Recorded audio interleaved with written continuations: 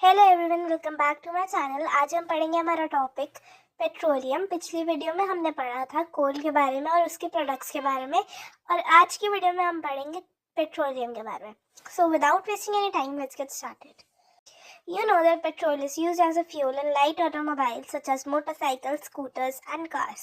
तो जो light automobiles होती हैं, यानी कि जो ऐसे व्हीकल्स होते हैं जो हम अपने डेली यूज़ वगैरह के लिए यूज़ करते हैं, उनमें हमें इतना पता है कि फ्यूल की तरह, यानी कि उन्हें चलाने की तरह जो है हम यूज़ करते हैं पेट्रोल का। Heavy motor vehicles like trucks, tractors run on diesel. तो यानी कि हैवी मोटर व्हीकल्स यानी कि ऐसे व्हीकल्स जिन्हें जो है ज़्यादा एनर्जी चाहिए होती है चलने के लिए, और वो व्हीकल्स की एग्जांपल्स लाइक ट्रक्स, ट्रैक्टर्स, इन सबको जो है इन्हें ज़्यादा एनर्जी चाहिए होती है as compare to cars and scooters. इसलिए जो है ये मोस्टली जो है ये रन करते हैं हमारे डीजल पे। Petrol and diesel are obtain from a natural resource called petroleum. यानी कि हमें ये बता रहे हैं कि पेट्रोल और डीजल जो होते हैं वो एक तरीके से भाई बहन की तरह होते हैं। वो उनका जो ओरिजिन होता है, यानी कि वो एक ही प्रोडक्ट से जो है वो डिराइव होते हैं, एंड पेट्रोलियम से जो है ये दोनों प्रोडक्ट्स जो है हमारे ये डिराइव होते हैं।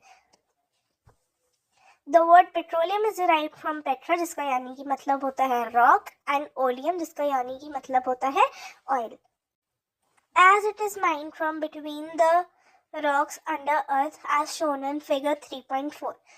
तो यहाँ पे ये हमें बता रहे हैं कि जो ये फिगर 3.4 है, इसमें ये वाला जो पार्ट है, ये जो है हमारा अर्थ है, एंड ये वाला जो पार्ट है ये हमारा जो है अर्थ के अंडर वाला रॉक है।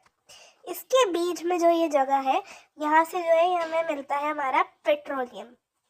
तो इस वजह से, क्योंकि ये एक ऑयली सा सब्सटेंस होता है एंड ये जो है ये हमें रॉक्स के बीच में से मिलता है, यहाँ से मिलता है, इसलिए जो है हम इसे बोलते हैं पेट्रोलियम।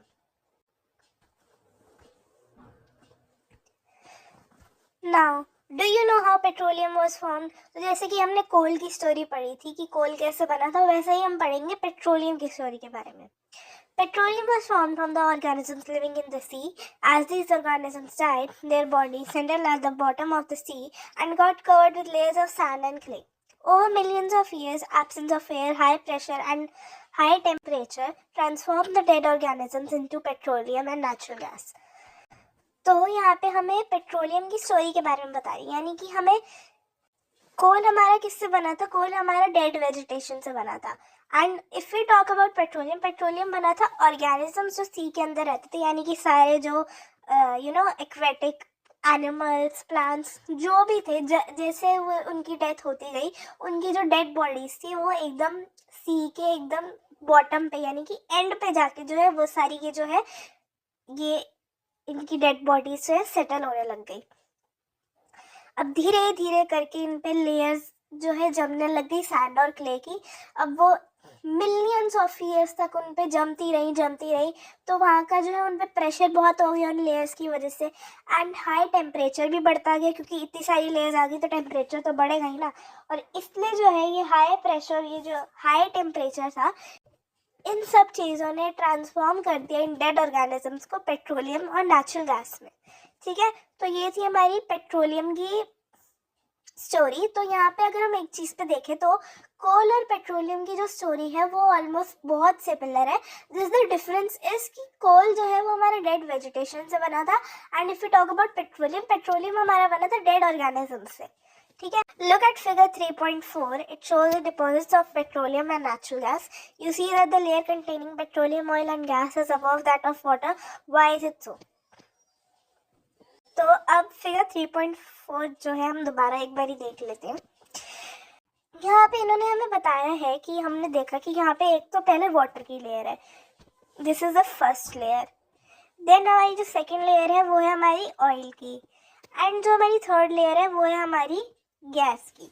तो अब इन्होंने हमसे पूछा है कि जो ऑयल और गैस की लेयर है वो हमारे वाटर के ऊपर ही क्यों है, मतलब वो नीचे क्यों नहीं हो सकती।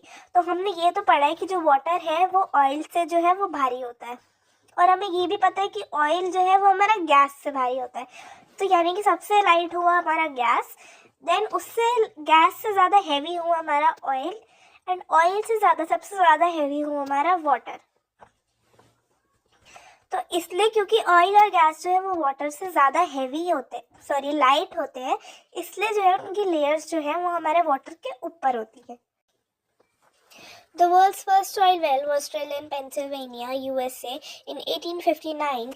8 years later, in 1867, oil well struck at Makum in Assam.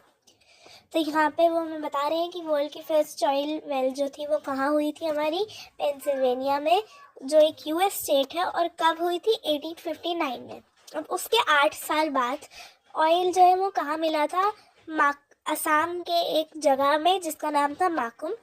India में अगर हम ऑयल बात करें कि हमें पेट्रोलियम कहाँ कहाँ मिलता है, तो वो मिलता है हमें असम में, गुजरात में, मुंबई हाई में, और जो रिवर बेसिन हैं गोदावरी और कृष्णा के, वहाँ पे जो है हमें पेट्रोलियम जो है मिलता है। Next topic is refining of petroleum. Now the next topic is refining of petroleum. Petroleum is a dark oily liquid, यानी कि पेट्रोलियम जो है वो बहुत डार्क और ऑयली लिक्विड होता है। उसकी जो एक अनप्लीजेंट ऑर्डर होती है, यानी कि ऐसी ऑर्डर, उसकी ऐसी गंदी सी स्मेल होती है। It is a mixture of various constituents such as petroleum gas, petrol, diesel, lubricating oil, paraffin wax etcetera. Petroleum जो है वो एक बहुत सारे सब्सटेंसेस का एक मिक्सचर होता है, और वो सब्सटेंसेस होते हैं जैसे कि petroleum gas, petrol, diesel, lubricating oil, paraffin wax etcetera. अब हमें तो पेट्रोलियम जैसा है वैसा ही मिलता है, तो हम उसके प्रोडक्ट्स को जब निकालते हैं और उससे जो उसके वेरियस जो सब्सटेंसेस होते हैं, उसके जो वेरियस प्रोडक्ट्स होते हैं, जब हम उन्हें जो है हम अलग अलग करते हैं, उस प्रोसेस को हम बोलते हैं refining of petroleum. So basically, the process of separating the various constituents or fractions of petroleum is known as refining. It is carried out in a petroleum refinery. तो जैसे कि मैंने बताया, पेट्रोलियम के जब हम सारे कॉन्स्टिट्यूएंट्स को, उसके सारे जो अलग अलग उसमें जो चीज़ें प्रेजेंट होती है, जब हम उन चीज़ों को अलग अलग सेपरेट करते हैं, उस प्रोसेस को हम बोलते हैं रिफाइनिंग। और ये रिफाइनिंग क्या होती है, एक पेट्रोलियम रिफाइनरी में होती है।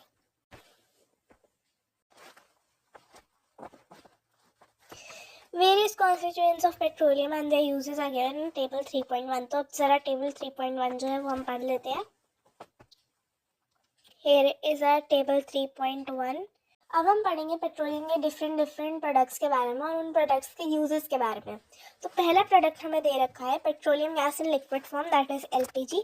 एलपीजी की फुल फॉर्म होती है लिक्विफाइड पेट्रोलियम गैस। तो liquefied petroleum gas is basically nothing but उसे हम फ्यूल या इंडस्ट्रीज में, यानी कि जो गैस सिलेंडर जिसमें मम्मी खाना बनाती है, उसमें जो है एलपीजी होती है, उस सिलेंडर में जो है एलपीजी होती है, और इसे जो है हम होम्स में फ्यूल यूज़ करते हैं और इंडस्ट्रीज में भी फ्यूल की तरह यूज़ होता है। Next is petrol. पेट्रोल तो हमें पता ही है कि किससे यूज़ होता है। ये जो है मोटर फ्यूल होता है, एविएशन फ्यूल होता है, सॉल्वेंट फॉर ड्राई क्लीनिंग, इसे ड्राई क्लीनिंग में भी हम यूज़ करते हैं। Next is our kerosene. Kerosene जो होता है वो हमारा fuel for stoves, lamps and for jet aircraft. Stoves, lamps में तो हमें पता ही है कि वो हीट प्रोड्यूस करने के लिए होता है, और जेट एयरक्राफ्ट में भी वो एनर्जी प्रोड्यूस करने के लिए यूज़ होता है kerosene. Now diesel, fuel for heavy motor vehicles, electric generators etc. तो heavy motor vehicles यानी कि ट्रक्स, ट्रैक्टर्स जो है, इन सब में डीजल यूज़ होता है, और जो इलेक्ट्रिक जनरेटर्स वगैरह होते हैं जिनसे इलेक्ट्रिसिटी प्रोड्यूस होती है, उसमें भी ये फ्यूल की तरह यूज़ होता है। Next is lubricating oil. Lubrication यानी कि किसी भी चीज़ को लुब्रिकेट करने के लिए जो है हमारा लुब्रिकेटिंग ऑयल यूज़ होता है। Next is are paraffin wax, ornaments, candles, Vaseline etcetera. Vaseline तो हम सब जानते ही हैं, और जो कैंडल्स वगैरह होती हैं हमारी, ऑइंटमेंट्स यानी कि जो भी हम दवाई वगैरह लगाते हैं छोटों पे, उन सब में जो है पैराफिन वैक्स यूज़ होती है। Now next is are bitumen, paints, road surfacing. अगर आपको याद हो, हमने कोल में भी पढ़ा था कि पहले के टाइम में क्या होता था, कोल तार जो है वो रोड की सर्फेसिंग करने के लिए यूज़ होती थी, लेकिन आजकल क्या यूज़ होता है हमारा bitumen. So that is basically road surfacing के लिए यूज़ होता है। एक तो ये तो आपको याद ही होना चाहिए। और जो पेंट्स वगैरह होते हैं हमारे घर में जो होते हैं वॉल्स वगैरह पे पेंट्स, उनमें भी जो है बिटुमेन यूज़ होता है। नेक्स्ट ये जो हमारा बॉक्स है ये पढ़ लेते हैं। Many useful substances are obtained from petroleum and natural gas. These are termed as petrochemicals. तो अब जो प्रोडक्ट्स हमें पेट्रोलियम और नेचुरल गैस दोनों से मिलते हैं, उन प्रोडक्ट्स को हम बोलते हैं पेट्रोकेमिकल्स। पेट्रोकेमिकल्स जो है हमारे यूज़ होते हैं मैन्युफैक्चर में, डिटर्जेंट्स यानी कि जो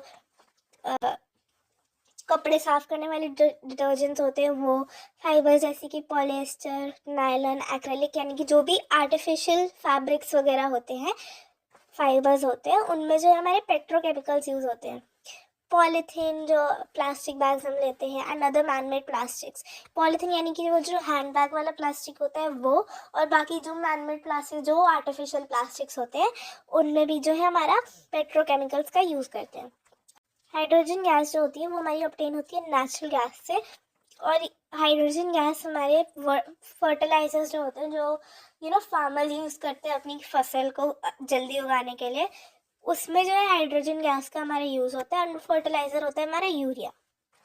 Due to its great commercial importance, petroleum is also called as black gold. तो पेट्रोलियम की नीड्स इतनी ज़्यादा है, इतनी ज़्यादा वांट है, इसलिए जो है ये एक बहुत ही सिग्निफिकेंट जो है हमारा एक प्रोडक्ट होता है, क्योंकि इसके प्रोडक्ट्स जो है वो बहुत ही ज़्यादा यूज़फुल होते हैं, और इसलिए इसकी ग्रेट कमर्शियल इंपॉर्टेंस भी होती है, और इसलिए इसे हम बुलाते हैं ब्लैक गोल्ड।